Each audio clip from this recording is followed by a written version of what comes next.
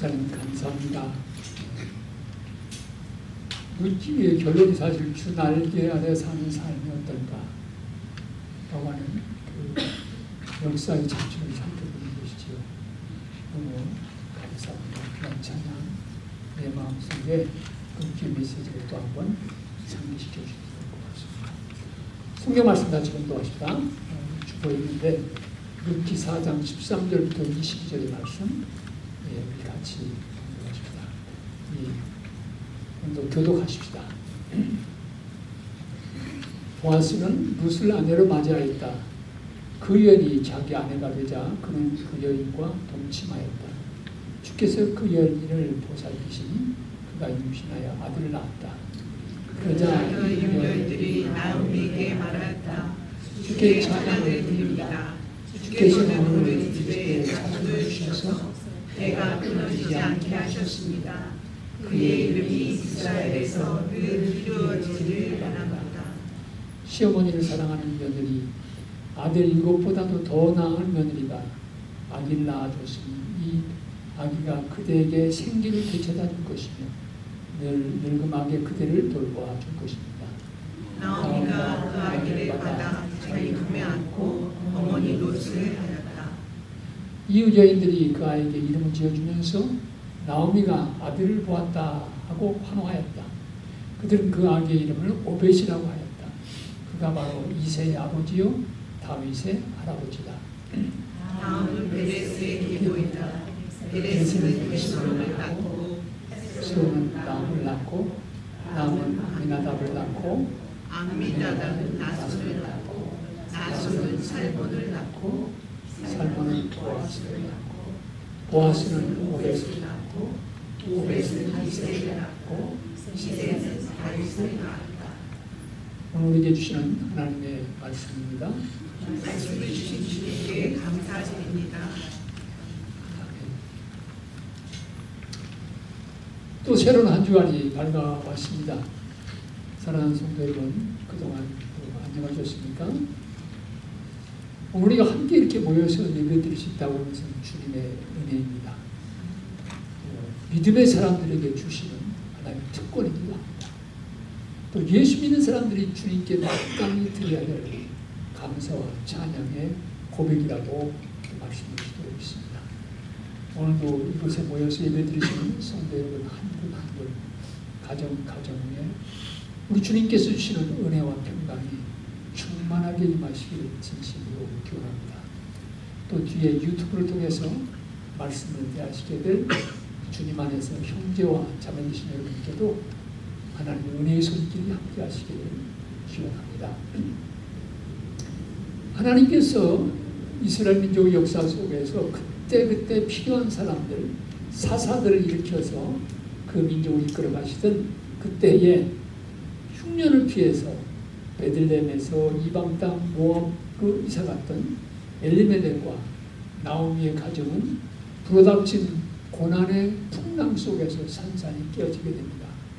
남편 엘리멜렉이 세상을 떠난 뒤에 이어서 두 아들마저도 세상을 떠나게 되었습니다. 두 며느리와 시어머니 나오미, 세 사람의 과부만이 덩그러니 남은 고난의 밑바닥 속에서 하나님은 새로운 역사를 시작하십니다. 고향 땅에 풍년이 찾아왔다고 하는 소식을 듣고 나오미는 베들레헴으로 돌아가게 됩니다. 돌아가는 여정에서 며느리 오르바는 시어머니의 강력한 권고에 따라서 모압 땅에 남아서 새로운 삶을 찾기로 다짐하고 돌아오는 귀환의 대회에서 물러납니다. 반면에 다른 며느리 룻은 시어머니가 강력히 권고했지만 결코 시어머니만 듣지 않고 어머니의 하나님이 나의 하나님이고 어머니 가시는 곳에 나도 가고 어머니 죽으신 곳에 나도 거기서 죽겠습니다. 단단한 믿음의 고백을 하면서 어머니를 따라서 베들레헴으로 돌아오게 됩니다. 나오미라고 하는 이름의 뜻은 바로 기쁨 혹은 희락 그런 의미를 가지고 있습니다. 그러나 이 이름에 어울리지 않게 나오미가 처했던 현실은 바로 마라, 괴로움, 쓰라린 뜻을 가진 그 말에 어울리는 현실이었습니다. 이렇게 밑바닥에 굴러떨어진 나오미와 룻의 삶 속에서 하나님께서는 서서히 회복의 역사를 이루어 가십니다. 룻이 우연히 곡식을 거두러 가다가 보아스의 밭에 이르게 되었습니다. 마침 그때 또 자기 밭에서 추수하는 것을 보게 왔던 보아스와 만남이 시작됩니다. 우연처럼 보였지만 그 우연 배후에는 하나님의 섭리와 인도하심이 있었습니다. 보아스의 따뜻한 관심과 배려 속에서 당분간 먹고 사는 문제가 해결된 나오미와 룻은 한 걸음 더 나아가서 안식할 곳을 찾는 일을 시작을 합니다. 시어머니 나오미는 엘리멜렉의 기업을 물을 사람인 보아스와 며느리 룻의 결혼을 추진하게 됩니다. 평소에 룻에 대해서 호의를 가지고 있던 보아스는 이 제의를 들었을 때 나보다 더 가까운 친족이 있으니까 그 사람에게 먼저 연락을 해보고 그 사람이 아니라 하면 그때는 내가 책임을 지겠다고 대답을 합니다. 오늘 말씀은 바로 이 룻기의 마지막 부분에 해당되는 말씀입니다. 지난주 우리는 가까운 그 친족이 땅을 사는 데는 동의했지만 룻을 아내로 맞는 데는 동의하지 않았습니다. 그래서 결국은 기업을 물은 책임이 보아스에게 넘어가서 두 사람의 관계가 무르익어가는 것을 볼 수가 있습니다. 보아스와 룻이 결혼을 해서 아들이 태어나게 되는데 그 아들의 이름이 오벳입니다. 그리고 오벳이 아들을 낳는데 그 아들의 이름이 이새입니다. 그리고 이새에게서 유명한 이스라엘 민족의 역사에서 명군 다윗 왕이 태어나게 됩니다. 그러니까 룻은 다윗의 증조 할머니라고 얘기할 수가 있습니다. 오벳의 출생은 나오미에게도 큰 기쁨이 되었습니다. 당시의 관습에 따라 이 손자를 아들같이 여기면서 정성스럽게 양육하는 모습을 오늘 본문 말씀은 전해주고 있습니다. 엎친 데 덮친 격으로 사랑하는 남편과 또 두 며느리 아들들, 그들, 그러니까 자기 아들이죠, 나오미. 그렇게 비극으로 아픔으로 시작된 룻기는 오벳이 태어나는 해피엔딩으로 막을 내리게 됩니다. 룻기의 연속설교를 매듭짓는 이 시간, 오늘 말씀이 우리에게 주신 귀한 메시지가 있습니다. 먼저 우리는 인생을 살아가면서 조금 더 긴 안목으로 우리의 삶을 내다볼 필요가 있습니다. 룻기의 시작은 절망이었습니다. 밑바닥이었습니다. 그러나 룻기의 마지막은 희망이었습니다. 회복이었습니다. 흔히 하는 말대로 인생은 오래 살고 볼 일입니다. 룻기 1장에서 고난의 밑바닥을 헤쳐나갈 때는 앞길이 캄캄한 느낄 수밖에 없었습니다. 과연 나오미와 룻의 인생에 내일이 있을까? 길이 있을 것인지 암담해 보이기만 했습니다. 그러나 세월이 흐르면서 생활은 서서히 바뀌어갑니다. 고난의 밑바닥은 바로 새로운 미래를 여는 출발점이 되었습니다. 빈털터리로 남편과 아들마저 잃고 베들레헴에 돌아온 나오미가 룻과 함께 내리는 결정의 과정에 하나님을 함께 하셨고 그 결정들은 새날을 여는 열쇠가 되었습니다. 그러기에 오늘 우리가 인생을 살아가면서 사업이 힘들고 직장 생활이 어렵다고 해서 인생이 실패한 것처럼 절망하실 필요가 없습니다. 오늘 넘어졌다고 해도 영원히 넘어져 있는 것 아닙니다. 오늘 먹구름이 꼈다고 내일도 먹구름이 속에서 살아갈 것이라고 암담해하실 필요가 없습니다. 오늘은 고난 속에 아파도 내일은 다를 수 있습니다. 오늘은 실패 속에서 눈물 지어도 내일은 웃을 수 있습니다. 오늘은 마라 쓰리고 비참한 인생일지 몰라도 내일은 나오미 희락과 기쁨의 삶이 열릴 수가 있습니다. 희망을 붙드시기 바랍니다. 새날에 대한 기회를 놓치지 마시기 바랍니다. 그 교회가 이제는 문 닫고 캐톨릭 교회로 넘어갔습니다만 한때 유명했던 캘리포니아 수정교회 로버트 슐러 목사님이 계십니다. 그분이 실패란 무엇인가? 실패의 진정한 의미는 무엇인가? 라는 질문에 대해서 이렇게 대답한 적이 있습니다. 실패는 당신이 실패한 것을 뜻하지 않는다. 실패는 당신이 아직 성공하지 못한 것을 의미할 뿐이다. 실패는 당신이 아무것도 못했음을 뜻하지 않는다. 실패는 당신이 무엇인가 새로 배웠음을 의미한다. 실패는 당신이 체면이 위신이 깎였다는 것을 의미하지 않는다. 당신이 용감하게 무엇인가를 시도했음을 의미한다. 실패는 당신이 틀렸다는 것을 의미하지 않는다. 실패는 당신이 다른 방법으로 해야 하는 것을 의미한다. 실패는 당신이 열등하다는 것을 뜻하지 않는다. 실패는 당신이 완전한 존재가 아니라는 것을 깨우쳐줄 뿐이다. 실패는 당신이 인생을 낭비했다는 것을 의미하지 않는다. 실패는 당신이 새롭게 출발해야 될 충분한 이유가 있음을 뜻한다. 실패는 당신이 포기의 향을 뜻하지 않는다. 실패는 당신이 더 열심히 해야 된다는 것을 의미한다. 실패는 당신이 결코 해낼 수 없음을 뜻하지 않는다. 실패는 다만 시간이 좀 더 오래 걸릴 뿐이다. 실패는 하나님께서 당신을 버리셨음을 의지하지 않는다. 실패는 하나님께서 더 좋은 계획을 가지고 계심을 의미한다. 아멘. 아멘. 좋은 말이지요. 여러분 오래 살고 보십니다. 긴 안목으로 인생을 내다보시기 바랍니다. 오늘의 고난, 오늘의 실패가 우리 인생의 전부가 아닙니다. 우리 인생의 끝도 아닙니다. 미래는 수많은 가능성들로 채워져 있습니다. 우리는 다시 시작할 수 있습니다. 특별히 하나님의 사랑 안에서 우리는 다시 일어설 수 있습니다. 이어서 이 말씀을 우리에게 주시는 중요한 의미가 있습니다. 나오미와 룻에게 새날을 열어주신 분이 누구십니까? 우연처럼 보이는 그 사건들의 배후 속에서 일하시는 분이 누구였습니까? 그건 바로 하나님이십니다. 나오미와 룻의 인생을 긍휼히 여기셨던 하나님이십니다. 마라로 굴러떨어진 나오미의 인생을 그 이름에 걸맞게 나오미로 회복시켜 주시는 분, 그분은 바로 하나님이십니다. 하나님께서는 고비고비마다 나오미의 결정을 도와주셨습니다. 우연처럼 보이는 룻과 보아스의 만남, 그것은 바로 하나님의 인도하심이었습니다. 하나님의 작품이었습니다. 룻기의 말씀이 우리에게 희망을 주는 이유가 있습니다. 그것은 나오미와 룻에게 새로운 인생을 열어주신 하나님이 우리 하나님이시기 때문입니다. 그 하나님은 오늘도 살아계시기 때문입니다. 아멘. 그 하나님께서는 예수 그리스도 안에서 우리의 무거운 짐을 대신 져주셨습니다. 그리고 죽은 자 가운데서 예수를 살리심으로 말미암아 우리에 대한 하나님의 사랑, 우리에게 주시는 영원한 희망을 확인시켜 주셨습니다. 주님께서는 오늘 우리의 인생도 바꾸어 주실 수 있습니다.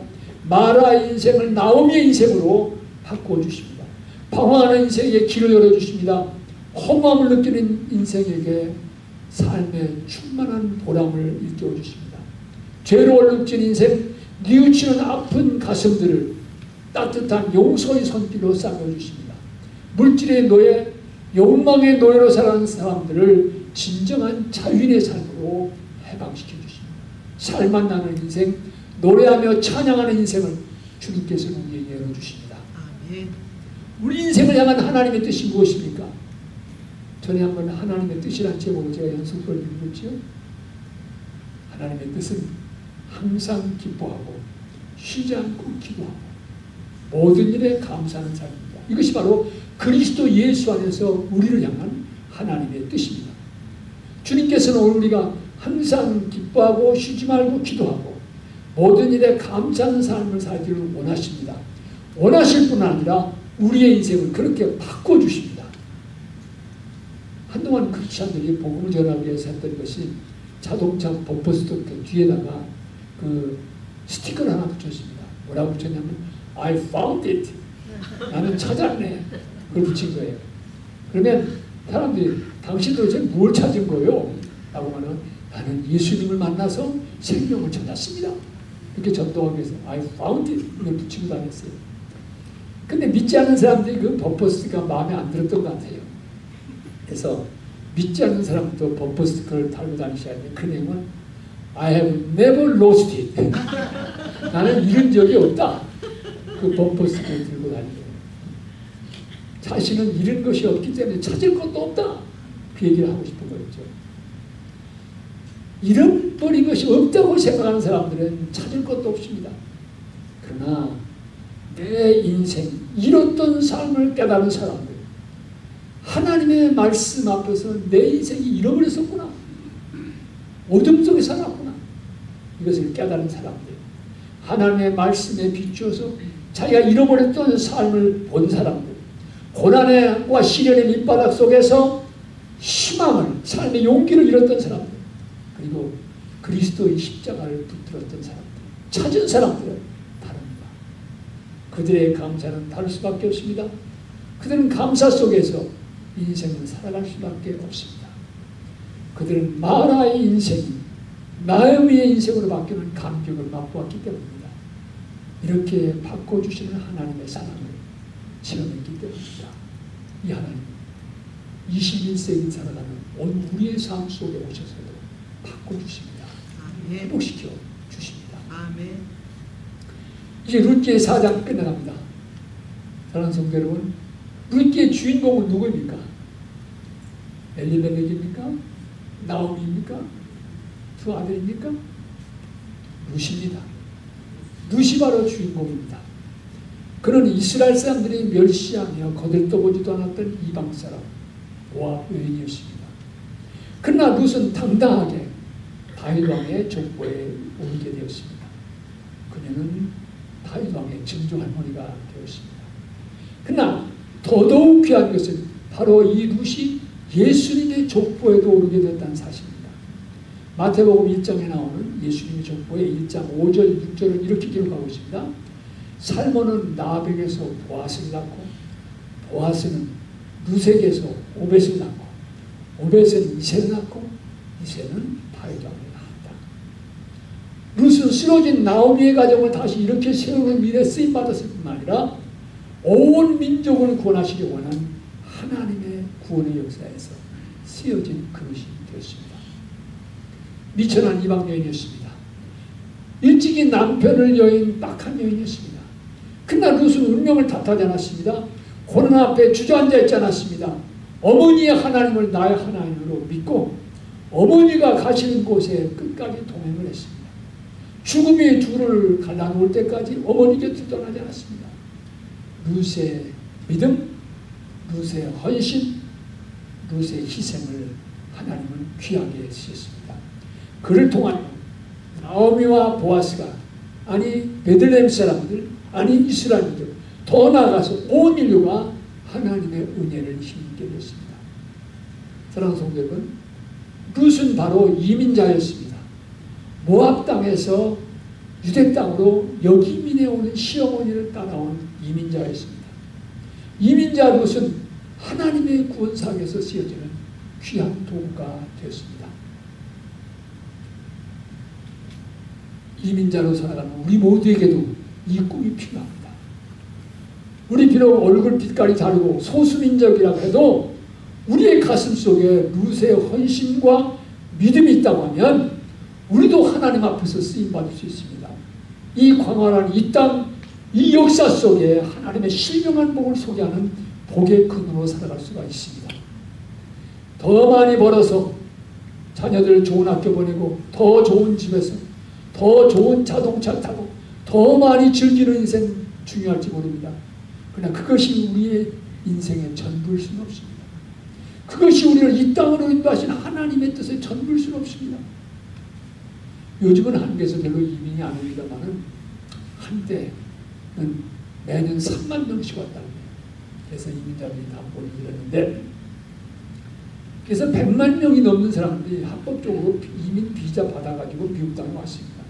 여러분, 100만 명이 넘는 사람들이 태평양을 건너왔으면 대한민국의 역사에서는 민족 이동이에요. 이게 보통 일이 아니에요. 그러면 민족 이동의 역사 속에 하나님의 뜻이 없을까요? 얘들 각자 알아서 미국 가서 잘 먹고 잘 살아라, 성공해라, 골프 열심히 치고 공원에 나가서 갈비 구워 먹어라. 이것만을 위해서 하나님 우리를 보내셨겠습니다. 여러분 한 분 한 분을 향해서도 여러분이 태평양 건너올 때 같이 주님의 뜻이 있습니다. 그렇다면 한국 민족의 이동의 역사의 배후에 하나님의 뜻이 없겠습니까? 아닙니다. 뜻이 있습니다. 하나님은 기대를 가지고 여러분을 이 땅으로 인도하셨습니다. 우리는 그렇게 내 멋대로 살아갈 인생들이 아닙니다. 우리는 사명의 백성들입니다. 하나님께서는 우리 민족을 쓰셔서 이 땅의 역사를 바로 세우고 이 땅의 교회들을 깨우고 하나님의 복을 전하는 도구로 쓰시기 위해서 우리를 이것으로 인도하신 줄 저는 믿습니다. 여러분, 이 꿈이 있어야 됩니다. 이 사명에 대한 자각이 있어야 됩니다. 우리 코리안 어메리칸은 보통 사람들이 아닙니다. 우리는 사명의 백성입니다. 그렇게 아무렇게나 적당히 살 사람들이 아닙니다. 우리는 이민자 루스의 메시지에 귀를 기울여야 합니다. 오늘 우리는 미미할지 모릅니다. 보잘것없을지 모릅니다. 미국의 주류 사회는 알아주지 않을지도 모릅니다. 거대한 흑백 인종적 갈등 속에서 당하기만 하는 고래 싸움에 새우등 터지는 신세처럼 보일지도 모릅니다. 우리도 인종차별 맛보지 않습니까? 열흘 전에 제가 감리사할 때 집 근처에 공원을 산책하게 됐어요. 근데 그 공원에 이제 그 안내문을 보면은 개나 펫을 놀라면 반드시 리시하게 됐어요. 줄을 달고 하게 됐어요. 한 번은 큰 개가 리시도 없이 주인하고 우는 거예요. 그래서 내가 그 사람 보고 여기 보라고 당신 개가 줄을 매었으면 좋겠다고 그랬더니 이 사람이 갑자기 저를 보고 화를 내더니 You go back to your country. 나보고 그런 거예요. 네 나라 돌아가. 네 나라에서는 개 먹지 않냐? 제가 분노를 누르고 미국은 이민자의 나라인데 너도 어느 나라 왔을 거 아니냐? 너 돌아가면 나도 돌아간다. 그러니까 내가 언제 온 줄 아냐? 뭐 우리 조상이 언제 왔다 이렇게 얘기하더라고요. 비록 우리 미미하지만 소수민족이지만 가끔 치기도 하지만 사랑하는 성도 여러분, 우리에게 희망이 있습니다. 룻과 같은 믿음, 룻과 같은 헌신으로 오늘을 살아간다면 이 땅의 역사를 다시 세워가는데 하나님께로부터 쓰임받을 수 있습니다. 룻의 후손에게서 위대한 다윗이 태어난 거죠. 오늘 우리가 뿌리는 믿음과 헌신의 씨앗들이 3대, 4대 가서 이 땅을 변혁시키는 위대한 지도자를 낳을 수도 있지 않겠습니까? 우리 모두 부족하지만, 우리 모두 미하지만 하나님께서는 우리를 태평양 건너게 하실 때 기대를 갖고 우리를 부르셨습니다. 주님의 은혜가 감사한 따름입니다. 부족하고 모자라지만 기대를 갖고 계신 주님께 감사드립니다. 사랑하는 성도 여러분, 7주간에 걸쳐서 말씀드렸습니다. 우리의 인생길에서 만나는 고난은 끝이 보이지 않는 굴이 아닙니다. 반드시 끝이 있는 출구가 있는 터널입니다. 그러기에 고난의 밑바닥 속에서 우리에게는 희망이 있습니다. 오늘 엎친 데 덮친 격으로 고난이 밀려와도 희망이 있습니다. 오늘 고난의 밑바닥에서 헤매어도 우리 희망이 있습니다. 룻의 인생, 나오미의 팔자를 바꿔주신 하나님이 우리의 하나님이시기 때문입니다. 그 하나님께서 오늘도 살아계시기 때문입니다. 그 하나님께서 오늘 우리의 인생도 마라에서 나오미로 바꿔주시기 때문입니다. 그 하나님께서 새로운 역사를 위해서 우리를 부르시고 쓰시기 때문입니다.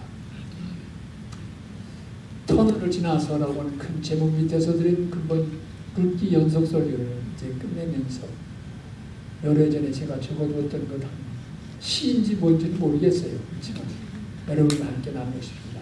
글의 제목은 동지가 좋네요. 동지 아시죠? 교회 시작. 동지가 좋네요. 1년 중 밤이 제일 긴 동짓날. 그날이 뭐가 좋나요? 찬바람 몰아치는 겨울의 시작이 뭐가 좋나요? 긴긴 겨울 버틸 생각하면 뭐가 좋나요? 물론 동지 팥죽도 좋지요. 그러나 하룻밤만 지나면 알게 되지요. 동지, 그날부터 밤이 어둠의 시간이 줄어들기 시작한다는 것을 하루하루 낮이 길어지는 것을 몸으로 느낍니다. 희망이 생깁니다. 봄이 오는 소리가 멀리서 들려오니까요. 어두운 터널의 끝자락 출구가 다가오니까요. 시간이 흐른다는 건 감사하지요. 새봄이 나를 향해 달려오니까 감사하지요. 그러기에 겨울은 기다림의 시간입니다. 희망의 계절입니다. 동지가 좋네요. 겨울의 시작 그날은 봄이 기지개를 켜고 새로운 출발에 뱃고동을 울리는 날이니까요. 끝.